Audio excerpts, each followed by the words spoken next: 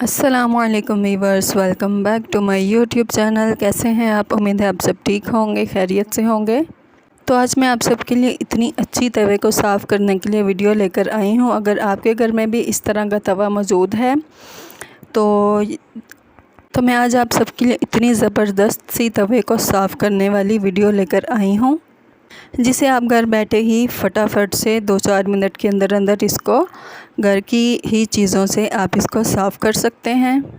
यकीनन सब घरों में इस तरह का तवा मौजूद होता होगा जिसके ऊपर बहुत ही ज़्यादा रोटी जल जाती होगी और उसके ऊपर खुरचन मौजूद होती है। तो आपने सबसे पहले करना क्या है, आपने सबसे पहले तवे को अच्छी तरह से पहले गरम कर लेना है और कोई पुरानी छुरी लेकर उसको इस तरह से अच्छी तरह से आपने इसकी खुरचन ऊपर से उतार लेनी है। तवे को साफ़ करने के लिए सबसे पहले ज़रूरी है कि इसका जो ऊपर एक्स्ट्रा जो खुरचन है, जो कालक है, वो छुरी की मदद से अच्छी तरह से उतार लें, ताकि बाद में आपको ज़्यादा मुश्किल के साथ और ज़्यादा मेहनत के साथ आपको तवा साफ़ करने की ज़रूरत ना पेश आए।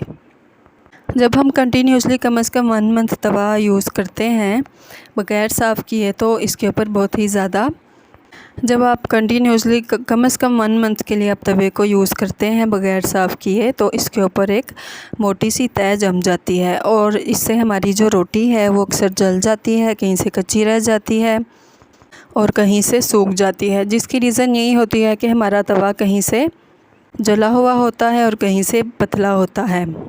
तो आप सबसे मेरी रिक्वेस्ट है कि अगर आप चाहते हैं कि इजीली आप तवे को घर बैठे बहुत ही आसानी से घर की चीज़ों से साफ़ करें, तो मेरी वीडियो को लास्ट तक, एंड तक फुल लाजमी देखिएगा और मुझे बताइएगा कि आपको मेरी आज की वीडियो कैसी लगी है।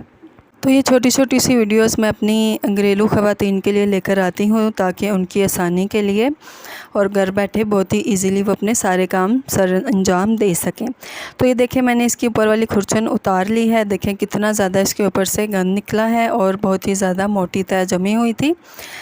अब हमने करना क्या है, आगे भी बहुत ही इजी सा काम है। आपने मीठा सोडा ले लेना है। मोस्टली सब घरों में मीठा सोडा अवेलेबल होता है। आप स्पून की मदद से या हाथ की मदद से अच्छी तरह से इसके ऊपर मीठा सोडा, जो आम खानों वगैरह में यूज़ करते हैं, इसके ऊपर अच्छी तरह से स्प्रिंकल कर लें और अच्छी तरह से फैला लें।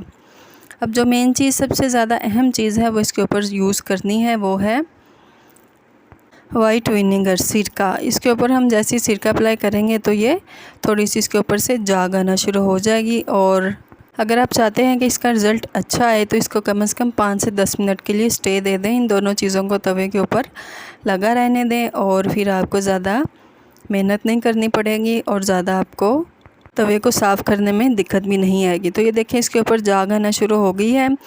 तो अगर आप चाहते हैं कि आपको अच्छा रिज़ल्ट मिले तो इसको 5 से 10 मिनट का स्टे दे दें। मेरे पास टाइम नहीं था तो मैंने कहा चलें फटाफट से इस तरह वीडियो बना रही हूँ, तो आपके सामने फटाफट से छोटी सी वीडियो बना ली जाए।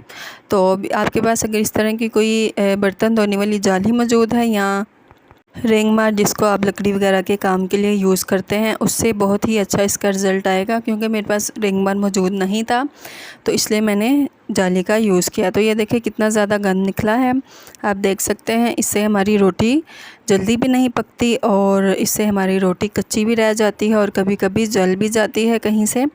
तो मैंने जाली की मदद से काफ़ी इसको साफ़ किया है। तो आप 1-2 दफ़ा इसको इस तरह से लाजमी ट्राई करें, क्योंकि बहुत ही ज़्यादा इसके ऊपर जमी हुई थी तह। तो मैंने इसको अच्छी तरह से दोबारा साबुन वाली टाँकी से इसको अच्छी तरह से मैंने धो लिया है। अब ये देखिए, अभी मैं आपको नीट करके दिखाऊंगी कितना ही ज़्यादा हल्का तवा हो चुका है।